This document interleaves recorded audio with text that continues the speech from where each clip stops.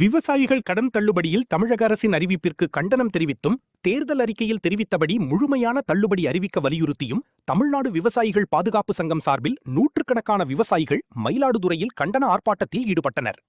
தமிழக முதலமைச்சர் ஜோசப் விஜய் விவசாயிகளின் கூட்டுறவு கடன் தள்ளுபடி குறித்து அறிவிப்பு வெளியிட்டிருந்தார். சிறு குறு விவசாயிகள் என்று வகைப்படுத்தி தள்ளுபடி அறிவித்திருந்தார். இதற்கு விவசாயிகள் மத்தியில் கடும் எதிர்ப்பு நிலவுகிறது. தேர்தல் அறிக்கையில் 5 ஏக்கருக்கு உட்பட்ட விவசாயிகள் அனைவருக்கும் முழு தள்ளுபடி என்று அறிவித்துவிட்டு தற்போதைய தள்ளுபடி விவசாயிகளை ஏமாற்றும் செயல் என்று கண்டனம் தெரிவித்துள்ள விவசாயிகள் தொடர் போராட்டங்களில் ஈடுபட்டு வருகின்றனர்.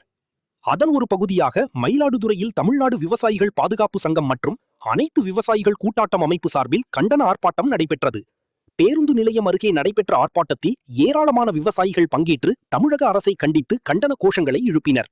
பயிர்க்கடன் அறிவிப்பு மோசடியான ஒன்று என தெரிவித்துள்ள விவசாயிகள் இந்த அறிவிப்பை வாபஸ் பெற வேண்டும் என்று கோரிக்கை விடுத்துள்ளனர். மயிலாடுதுறை மாவட்டத்தில் தெருவில் நிற்கிறோம்.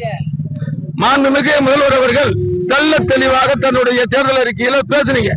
5 ஏக்கர் நிலம் உள்ள விவசாயிகளுக்கு முழு தள்ளுபடி, அதுக்கு மேல உள்ள விவசாயிகளுக்கு 50% தள்ளுபடி. நான் திமுக காரன் மாதிரி உள்ஒதுக்கீடு பண்ணி விவசாயிகளை ஏமாத்த மாட்டேன். அடுத்த பிறவியிலும் விவசாயியா பிறக்கணும்னு ஆசைப்படுறேன்.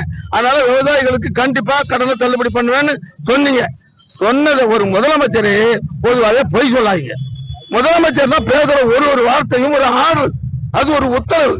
இதை எல்லா முதலமைச்சரும் கண்டிப்பா தெரிஞ்சுக்கணும். நீங்க ஒரு முதலமைச்சரா வந்திருக்க, நீங்க சத்திய பிரமாணம் எடுத்து பதவி ஏத்துக்கிறீங்க. எடுத்துக்கிட்டு மிகப்பெரிய பொய்ய சொல்றீங்க. விவசாயிகள் ரொம்ப வேதனைப்படுறோம். இந்த நிலைமை ரொம்ப மோசமா போய் நிற்கும். தயவு செய்து நீங்க கொடுத்த அறிக்கையை திரும்ப பெற வேண்டும். மறுபரிசீலனை பண்ணுங்க.